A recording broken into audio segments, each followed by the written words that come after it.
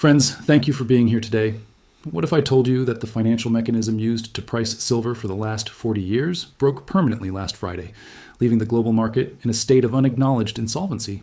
Why have major bullion dealers who exist solely to sell metal suddenly frozen their sales, hidden their inventory, or jacked up premiums to prohibitive levels at the precise moment demand is exploding? To understand the gravity of this moment, we must look beyond the green and red candles on a trading chart and stare directly into the engine room of the global banking system, an engine that has just seized up. We are standing at a precipice that few investors ever witness in their lifetimes. It is the transition point where a paper asset, traded in unlimited quantities on digital screens, is suddenly forced to reconcile with the hard, unyielding reality of physical scarcity. For decades, the silver market has operated on a script. It was a predictable, algorithmic theater where banks could suppress prices to manage sentiment and protect their short positions. But this past weekend, the lights in the skyscrapers of Manhattan and London burned all night, not in celebration, but in panic. The script has failed. The physical supply is gone, and the silence you hear from the bullion dealers is the sound of a market that has realized it cannot meet its obligations. To fully grasp why dealers are freezing sales, we must first examine the catalyst that triggered this entire cascade: the death of the Friday script and the unprecedented market close of 67.14. For veteran silver investors, Fridays have traditionally been days of psychological warfare. There has been a specific kind of silence that descends on Wall Street on a Friday evening, usually the silence of relief. But this past Friday, the silence was that of a bomb squad staring at a wire they failed to cut. For 40 years, this Friday script was executed with clockwork precision. Silver would often rally during the week, generating excitement and optimism among retail investors. Then, typically around 10 DOM New York time on Friday, a massive sell order would hit the futures market. This smash was designed to drop the price by $2 or more, ensuring the week closed weak. The goal was psychological: to ruin the weekend of the bullion holder, to make them feel foolish for holding, and to paint a bearish picture on the weekly charts. We saw the banks attempt this script again. They tried to smash the price at 65. They tried to wall it off at 66. But then something impossible happened. Instead of the price collapsing under the weight of paper selling, the buyers aggressed. They didn't just hold the line, they bought the offer. They cleared the order book. The market accelerated into the close, blowing the roof off the building to finish at the absolute highs of the week, $67.14. This number is not just a price. It is a crime scene evidence marker. It signifies that the suppression algorithm is broken. The bullion banks fired every bullet in their arsenal, and they ran out of ammunition before the market ran out of money. When a market closes at its absolute high on a Friday, it signals a profound psychological shift from fear to greed. Specifically, the market moved from a fear of crashing to a fear of not owning enough. Institutional buyers realized that the suppression game was over, and they became desperate to be positioned before the weekend, regardless of the price. Technically, this close has pushed silver into blue sky territory. Between $60 and $65, there was significant chop and noise, a battleground of buyers and sellers. But above $67, the air is thin. Looking back at monthly charts over the last 4 decades, there is almost no trading history at these levels. This means there are no bag holders from the past, no investors who bought at the top years ago and are waiting to sell to get their money back. Everyone holding silver right now is in profit, and people in massive profit do not panic sell. They hold for the moon. The only resistance left is psychological, round numbers like $70 or $75, but there are no structural walls of supply to stop the ascent. We have left the battle zone and entered the discovery zone, where the price seeks a new equilibrium that is much, much higher. Now that we understand the technical breakout, we must take you inside the weekend nightmare currently unfolding within the financial system. While retail investors celebrated the breakout, a disaster scenario began unfolding inside the risk management departments of major bullion banks. The breakdown of the Friday script has trapped commercial short sellers in a prison of their own making. These banks are holding billions of dollars in short positions, promises to sell silver they do not own, that are now deeply underwater. With the price at $67.14, they are losing more than $3 an ounce on millions of ounces. The crisis is exacerbated by the fact that markets are closed for the weekend. The banks are stuck. They cannot trade, they cannot hedge, and they cannot stop the bleeding. They are forced to sit for 48 hours, watching geopolitical tensions rise and reading viral reports about industrial shortages, knowing that every piece of bullish news will make the Sunday open even more violent. This situation has triggered a systemic variation margin crisis. Institutional funds do not operate like retail traders. They settle their wins and losses daily. When the price moved violently to $67.14, it caught hedge funds and commercial shorts completely off guard. Many of these entities were leveraged to the hilt, betting on a pullback that never came. When the closing bell rang, They were staring at losses that exceeded their cash on hand. This is where the weekend margin call occurs. It is not a computer flashing red. It is a phone call from a prime broker to a fund manager on a Saturday morning. The message is brutal. You are down $500 million. You have exceeded your credit limit. We need you to wire $300 million by 8 a.m. Monday morning. If the fund manager cannot liquefy other assets to make that wire, the bank takes control. The prime broker's risk protocol takes over with a single instruction: close the position. Because these funds are short, closing the position means buying. It means buying at any price. It means issuing market on open buy orders for Sunday night or Monday morning. This forced liquidation creates a domino effect. It isn't people rushing to buy because they love silver. It is banks rushing to buy because they are terrified of their own clients defaulting. If the price gaps up to $68 or $69 on this forced buying, the next tier of funds gets the margin call, creating a cascade of defaults. Simultaneously, a quiet bank run is happening on the vaults. For years, banks have sold unallocated silver to wealthy clients and family offices. Unallocated silver is essentially a claim on a pool of metal that the bank uses for its own trading and leasing operations, a fractional reserve system. But with the price skyrocketing and rumors of shortages swirling, confidence in this paper promise has evaporated.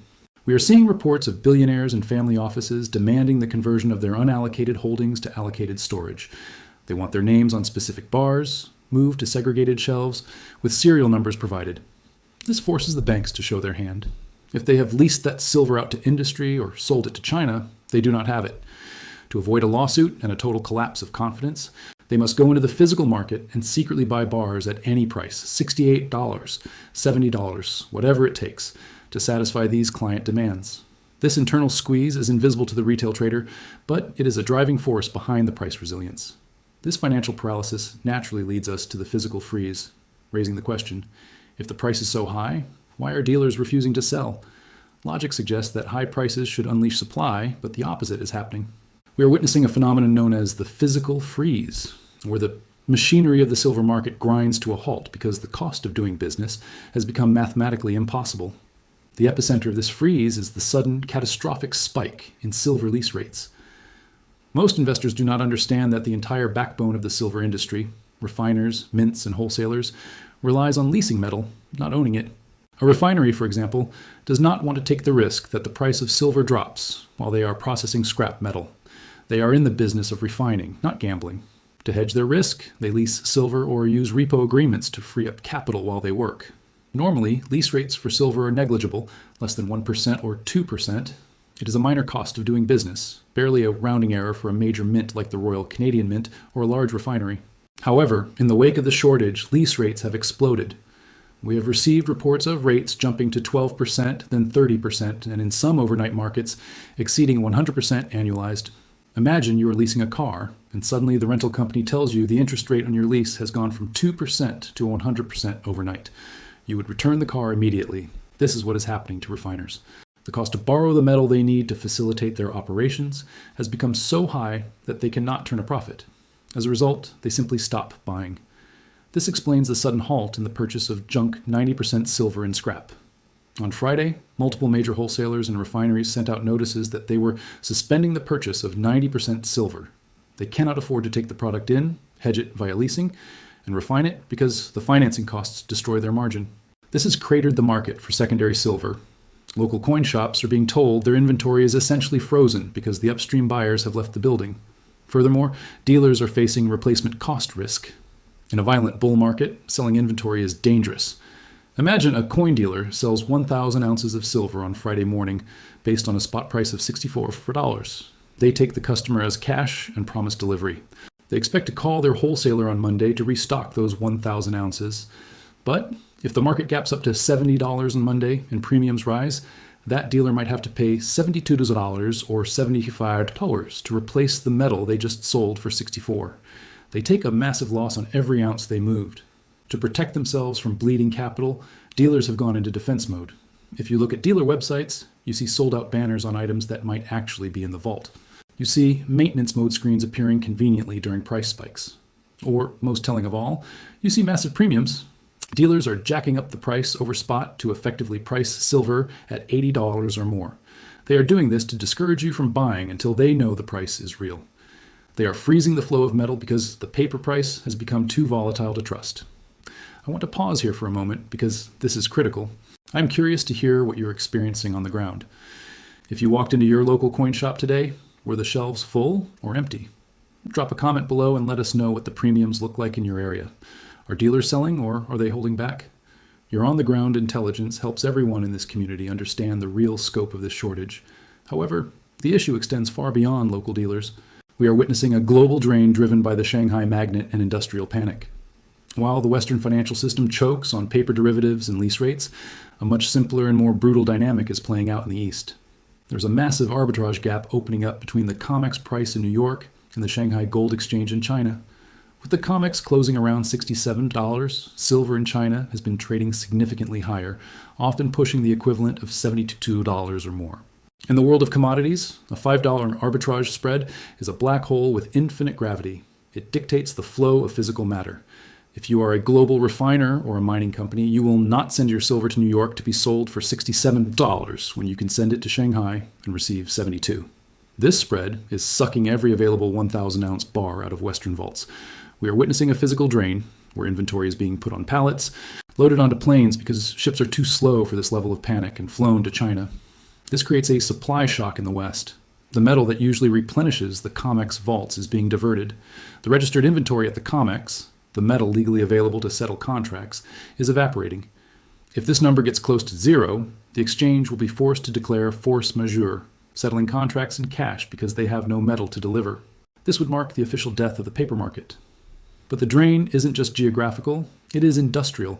We are seeing a complete bifurcation of the market into public and private spheres. In a normal market, companies like Samsung, Tesla, or Apple might buy futures contracts to hedge their silver costs. But in a shortage, a paper contract is useless. You cannot build a solar panel or an electric vehicle with a slip of paper. You need physical atoms. Consequently, these industrial giants are bypassing the exchanges entirely. They are conducting off-market mine gate deals. We are hearing reports of major tech and solar companies calling mining corporations directly and offering to buy their entire production for the next 2 years at a premium, picking it up directly at the mine. This leads us to a crucial realization that most market analysts are missing: the strategic singularity. We must broaden our lens to understand that we are no longer dealing with a simple commodity trade. We are witnessing the collision of inelastic industrial demand with hard geopolitical reality. In the past, when silver prices rose, industries might have looked for substitutes. But today, in the age of green energy and high-tech warfare, there are no substitutes. Silver is the most conductive metal on the periodic table.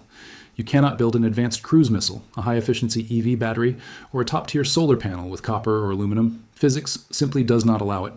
Consider the perspective of the boots on the ground. The solar electricians and engineers installing these systems daily. They know what the financial markets ignore. The demand is structural and government mandated. Governments across the globe, from India to the European Union, have legally mandated the transition to renewable energy. This means the demand for silver is no longer a choice. It is a law. A solar manufacturer who produces panels where silver is a small fraction of the total cost is price inelastic. This means that if silver goes from $70 to $150, they do not stop buying. They cannot stop buying, because stopping means shutting down a billion-dollar factory and failing to meet government contracts. They will simply pass the cost of that silver, perhaps an extra $20 or $50 per panel, down the line to the consumer. The same applies to electric vehicles. If a Tesla costs $1,000 more because of silver, the consumer pays it. The industry will absorb any price to secure the metal, which makes the upside price potential of silver virtually unlimited in the short term. The industry will pay $500 an ounce before they turn off the lights. Furthermore, this industrial desperation is happening against the backdrop of a monetary war. We are seeing a strategic pivot where silver is being reclaimed as a national security asset. Recent executive orders have classified silver as a critical mineral, acknowledging that the U.S. is dangerously dependent on imports. Meanwhile, the BRICS nations, Brazil, Russia, India, China, South Africa, are actively de-dollarizing their economies. We have confirmation that the new trade settlement currency being developed by this bloc, the unit, is structured to be backed 40% by gold and underlying commodities. What happens to gold inevitably happens to silver, but with greater volatility. Russia has been quietly accumulating silver reserves, and China has explicitly signaled its intent to restrict silver exports starting January 1st to protect its domestic solar dominance. Think about the implications of that export ban. China is the world's second largest producer of silver and the largest consumer. If they lock their gates on January 1st, the Western world loses a massive supply line overnight. This is the geopolitical checkmate. The West spent decades suppressing the price of precious metals to maintain faith in fiat currencies like the dollar and the euro. In doing so, they allowed the East to drain their vaults at bargain basement prices. Now, the West needs that silver back to build the green economy of the future. But the East is refusing to sell. The vault is empty, the miners are booked, and the hostile powers holding the metal are launching a gold-backed currency to rival the dollar. This is why the spot price is broken. It is trying to price a legacy financial asset in a world that now views silver as a weapon of strategic energy independence. Given this backdrop, we must now turn our attention to the market mechanics and the future outlook. So, where do we go from here? The immediate future is likely to be volatile and violent. We are setting up for a potential gap and go on Monday morning. If the margin calls are enforced and the banks are forced to panic buy, we could see the price open significantly higher than the 67.14 close, perhaps at 68.50 or 69. This creates a gap on the chart, a vacuum where no trading occurred. However, experienced traders know to be cautious of the gap fill. Markets rarely go up in a straight line forever. Often, after a massive panic spike, the price will drift back down to test the breakout level, in this case, the 16-seller mark, to ensure it is solid support. This is a trap for the emotional investor. If you panic, buy the spike at $69 and the banks engineer a washout to $67 to clear out the leverage, you will be shaken out just before the real move begins. The smart money waits for the retest. They let the price come back to them. We must also be aware of the rug pull scenario. Sunday night trading is notoriously illiquid. It is possible the banks will use this thin volume to dump paper contracts, trying to paint a weak picture and trigger stop losses below 65. But this is a dangerous game for them. Any dip in price is now being met with ferocious physical buying. The lower they push the paper price, the faster the physical metal leaves the vaults. The target everyone is watching is $70. This is the final war zone. Below $70, the skeptics can still argue this is just a correction or a double top. But if the price breaks $70, the chart goes vertical. The bear thesis is destroyed. $70 is the psychological barrier that separates the old world from the new. Once we breach it, we enter a volatility vacuum where moves of $5 or $10 a day become normal. In the longer term, looking at the next 3 months, the floor has shifted. The 200-day moving average, once a distant anchor, is rapidly resetting to levels that would have seemed impossible a year ago, likely around $40. We are hearing projections from credible sources, including those embedded in the industrial sector, that we may not see silver below $100 again within a quarter. This is not hyperbole. It is a reflection of the repricing of a strategic asset that has been artificially suppressed for half a century. Before we get to the final verdict, if you are finding value in this breakdown of the silver crisis, please take a second to like this video and subscribe to the channel. It really helps us bypass the algorithm and get this critical information to more investors who need to hear it. Your support allows us to keep digging where the mainstream media refuses to look. Now, let's bring it all home. Ultimately, all these factors point to one conclusion. We are witnessing the end of the paper fiction. Friends, what we are witnessing is not just a bull market, it is a systemic failure of trust. The surge in silver is driven by supply and demand, yes, but it is fueled by a collapse in faith in the banking system.